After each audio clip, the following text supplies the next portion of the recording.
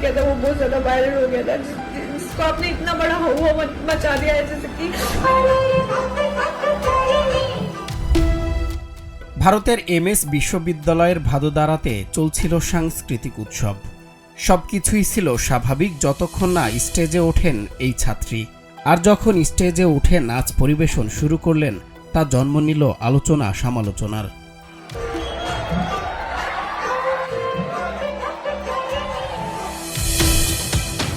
একটি বলিউডের হিট গানের সঙ্গে তাল মিলিয়ে ভালোই পারফরমেন্স করছিলেন তিনি, তবে মুহূর্তেই সেই নাচ জন্ম দিল বিতর্কের। আর সেই সঙ্গে শুরু হয় তুমুল সমালোচনা। অনেকেই এই নাচকে অশালীন বলে মন্তব্য করেন, আবার কেউ কেউ বলছেন সাংস্কৃতিক অপমান। এমনকি রাজনীতিতেও ঢুকে পড়েছে এই ঘটনা। এতে এবিভিপি এর আয়োজন নিয়ে প্রশ্ন তোলে কংগ্রেস এবং এনএসইউআই। बस मैं आपसे ये बोलना चाहती हूँ कि अगर आप कोई वीडियो डालते हो तो कभी किसी लड़की के बारे में सोचना करो। मैंने कोई अश्लील कपड़े नहीं पहने थे, मैंने एक सिंपल साड़ी पहनी थी।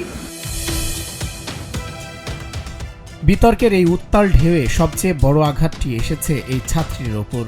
কান্না ভেজা চোখে তিনি জানিয়েছেন, তার অনুমতি ছাড়াই ভিডিওটি ধারণ ও প্রচার করা হয়েছে।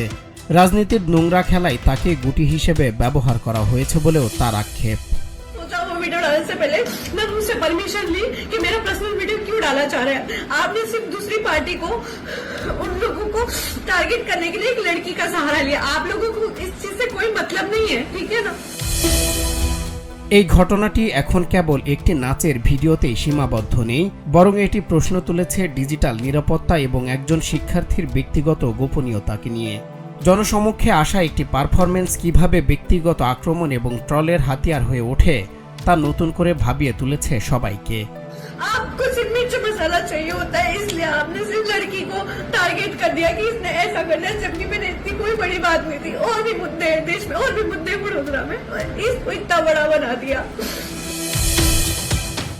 এটা কি শিল্পীর সৃজনশীলতা, স্বাধীনতা, নাকি সত্যি এখানে সংস্কৃতির সীমারেখা লঙ্ঘন করা হয়েছে? একজন ছাত্রীর চোখের পানি আর তার ক্যারিয়ার নিয়ে তৈরি হওয়া এই অনিশ্চয়তা কি কেবল সস্তা প্রচারের লোভে তৈরি করা? একটি ভিডিও হয়তো কয়েক সেকেন্ডে ভাইরাল হয়, কিন্তু তার রেশ বয়ে বেড়াতে হয় সারা জীবন। जिसको आपने इतना बड़ा हुआ मचा दिया है जैसे कि मैंने कोई देशद्रोह कर दिया हो। সজল বিশ্বাস, বাংলা টিভি।